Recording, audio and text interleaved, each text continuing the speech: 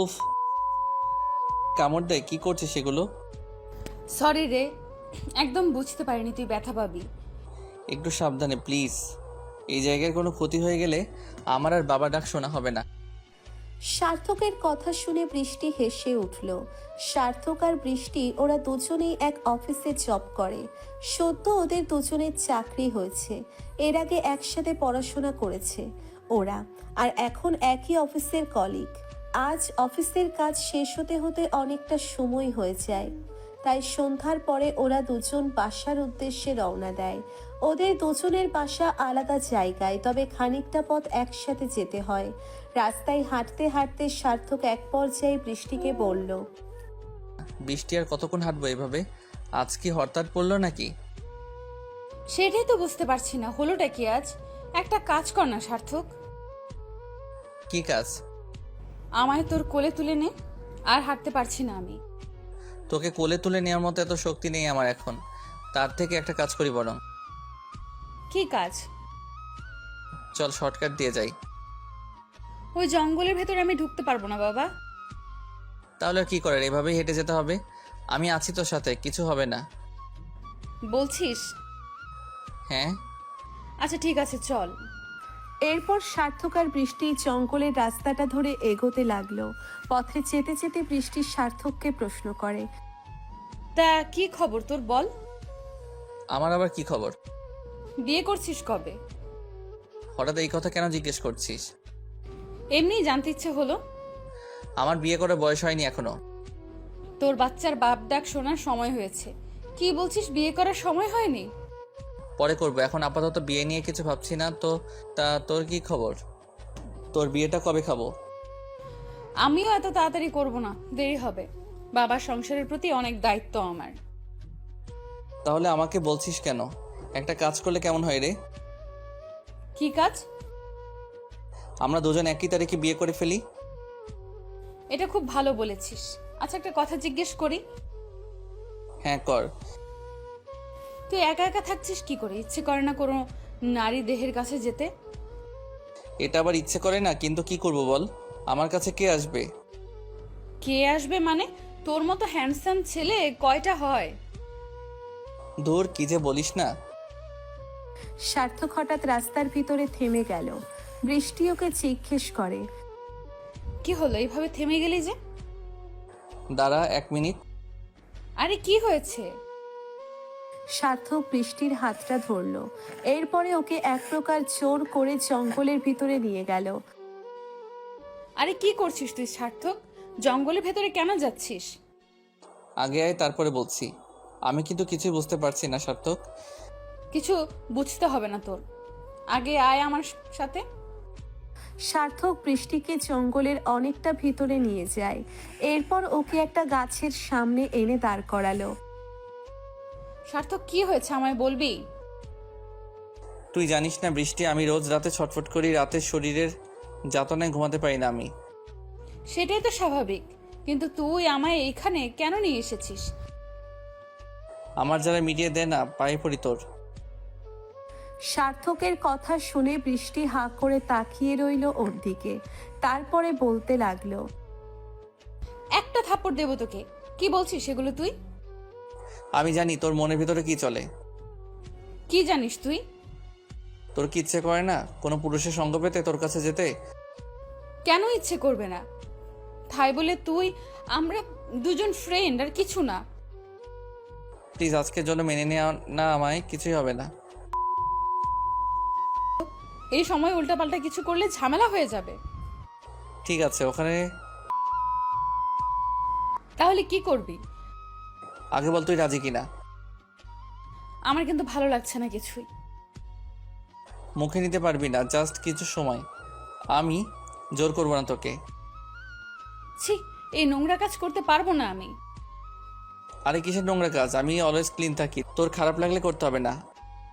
আচ্ছা ঠিক আছে, তবে মুখের ভেতরে যেন কিছু না পড়ে। আচ্ছা ঠিক আছে, বসে পড় আমার সামনে। বৃষ্টি হাঁটু গেড়ে সার্থকের দুই পায়ের মাঝখানে বসে পড়ল। সার্থক ওর প্যান্টটা হাঁটু পর্যন্ত নামিয়ে আনে। এরপর বৃষ্টিকে ফিসফিস করে বলতে লাগলো, নে এবার মুখে নে। আমার গা গুলোচ্ছে। একবার মুখে নে, তারপর দেখিস। বৃষ্টি হাঁ করতেই স্বার্থকর দণ্ডায়মান জিনিসটা বৃষ্টির মুখের ভিতরে পড়ে দিল। এরপরে বৃষ্টি আপন মনে ওর স্বাদ নিতে লাগলো। সার্থক বুঝতে পারে বৃষ্টির হয়তো ভালো লাগছে। কিরে, কেমন লাগছে? ভালোই তো। বলেছিলাম না, এই জিনিস একবার মুখে না নিয়ে কিছু বোঝা যায় না। তুই আসলেই খুব হাইজিন মেনটেন করে চলিস। হ্যাঁ, এটা ঠিক যে যা বেরোবে সেটাও ফ্রেশ। খবরদার, ওই কাজ করলে কিন্তু মেরে ফেলবো। বৃষ্টি চল না একটু ভেতরে। সর্বনাশ করতে চাস আমার? আরে কিছু হবে না বাবা, ওই জায়গায় ফেলবো না আমি। তাহলে ওট, আগে তোকে বুঝিয়ে দিচ্ছি। সার্থক বৃষ্টিকে উঠিয়ে একটা গাছের সাথে দাঁড় করালো। এরপর বৃষ্টির পেছনের দিকে দাঁড়িয়ে পড়ে ও। সার্থক বৃষ্টিকে ওর শাড়িটা ওপরে তোলার নির্দেশ দেয়। এরপর বৃষ্টির কোমরটা ধরে ওর ভিতরে প্রবেশের চেষ্টা করে। বৃষ্টি ওর উদ্দেশ্য বুঝতে পেরে বাধা দিয়ে উঠল। খবরদার, এটা অনেক পেইনফুল কাজ। না, তুই আমার জিনিসটা মুখে নেওয়াতে অনেকটাই পিচ্ছিল হয়ে আছে, তাই অসুবিধা হবে না। সার্থকর মুখ থেকে কিছুটা থুথু নিয়ে বৃষ্টির প্রবেশ দরজায় মাখিয়ে দিল। এরপর নিজের পিচ্ছিল দণ্ডায়মান জিনিসটা বৃষ্টির দরজায় রেখে সজোরে এক ধাক্কা দিল। বৃষ্টি যন্ত্রণায় চিৎকার করে ওঠে।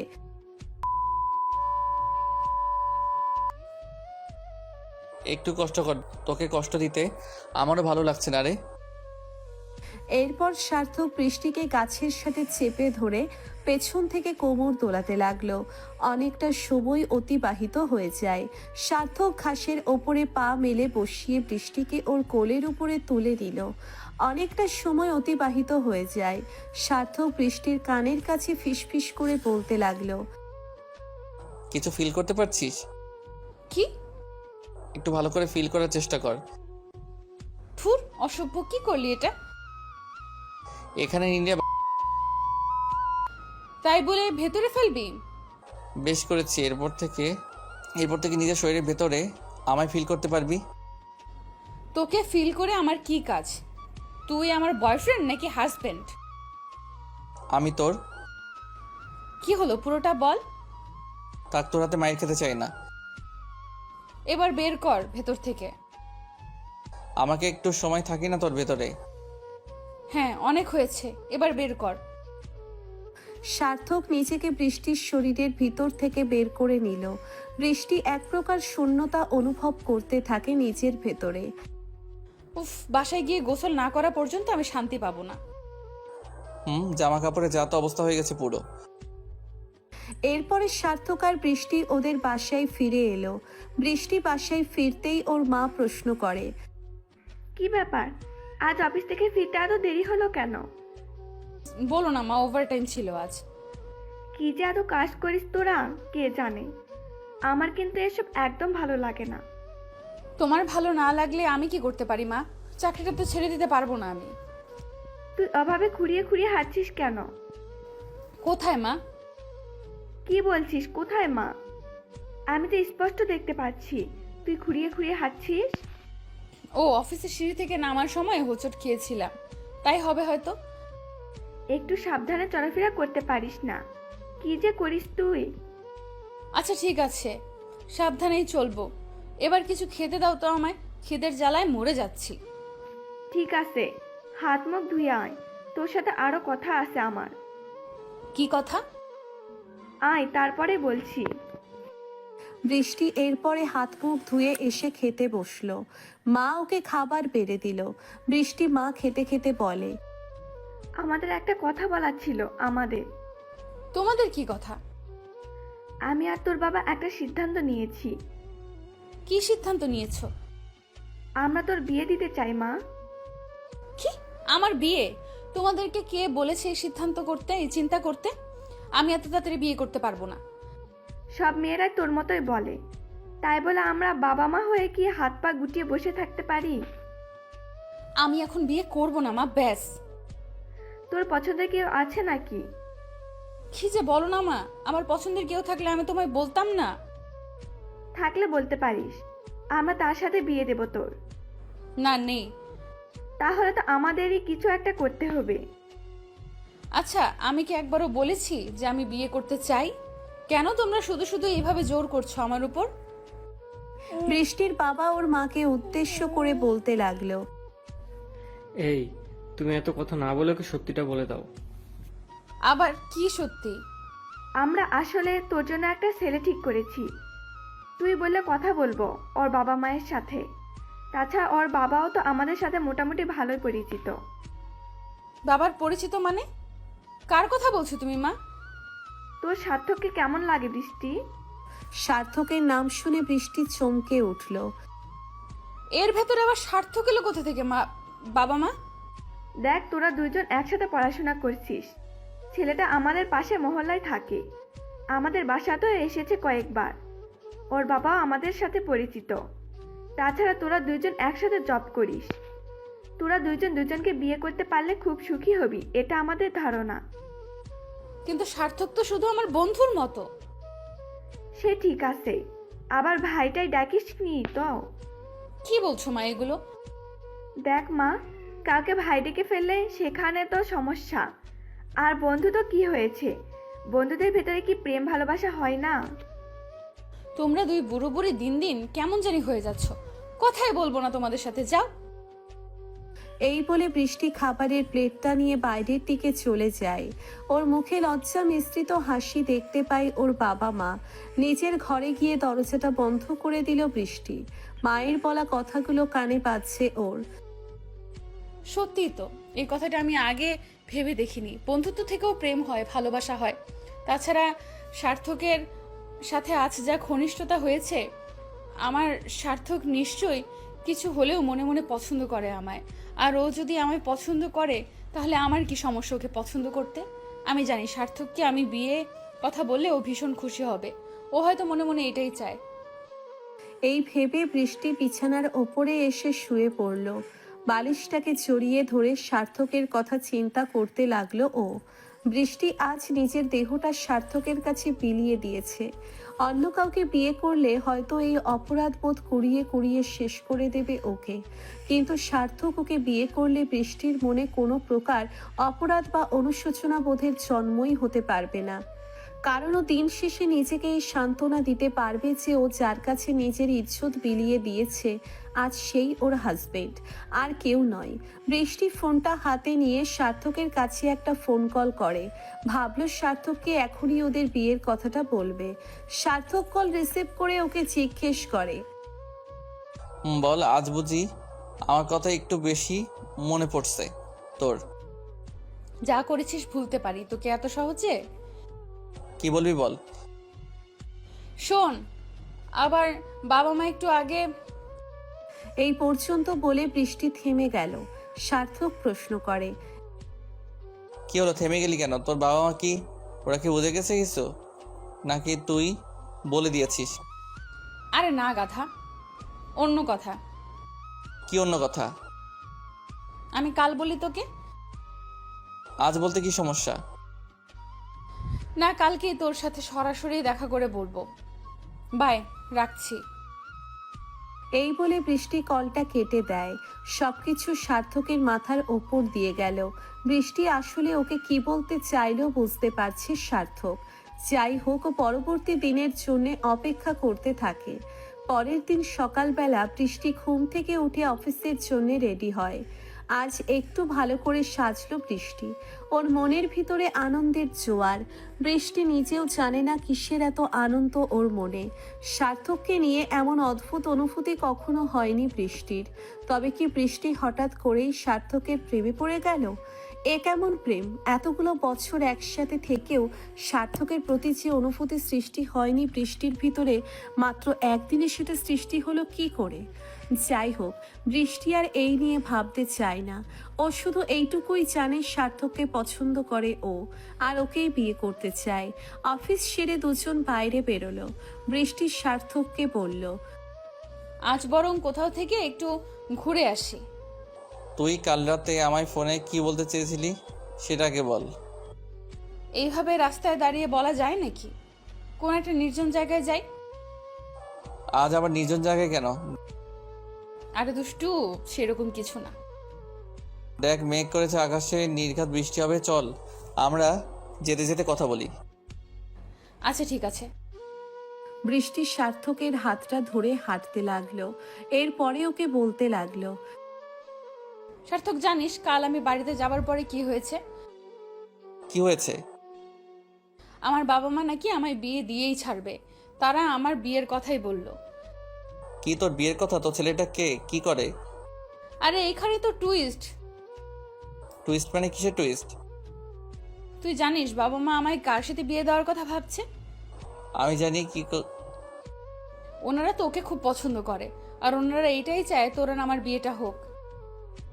বৃষ্টির কথা শুনে সার্থক ওর হাতটা ছেড়ে দিল।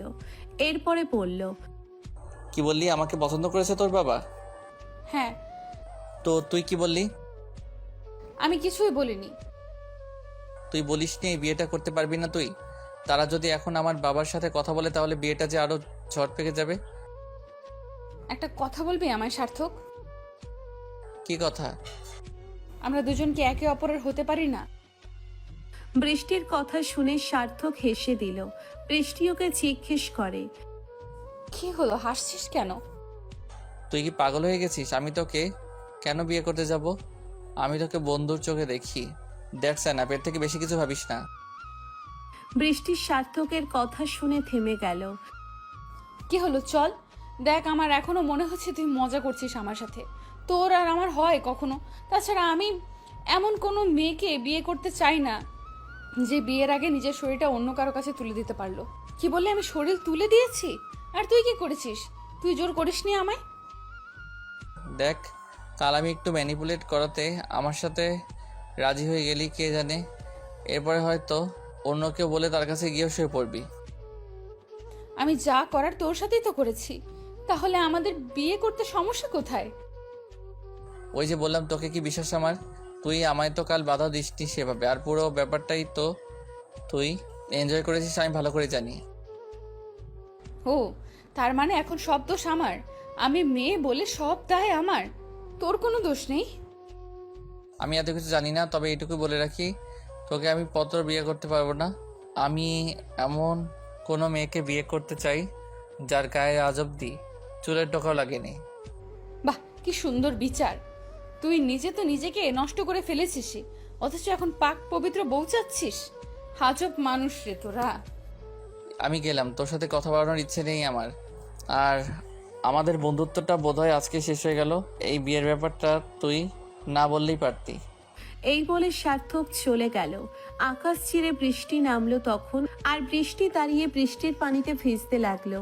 নিজের কৃতকর্মের জন্য ভীষণ রকমের অনুশোচনা হতে লাগলো ওর। কেন কাল সার্থকের কাজকে ও সায় দিল? কেন কোনো রকম প্রতিবাদ করলো না? মানুষ বোধহয় এমনই হয়, সে নিজেকে কখনো বিচার করতে জানে না। সে তার বিপরীত পাশে দাঁড়ানো মানুষটাকে বিচার করতে ব্যস্ত হয়ে পড়ে। পৃথিবীতে সবাই ভালোটাকেই চায়, তাতে সে নিজে যতই নিকৃষ্ট হোক না কেন।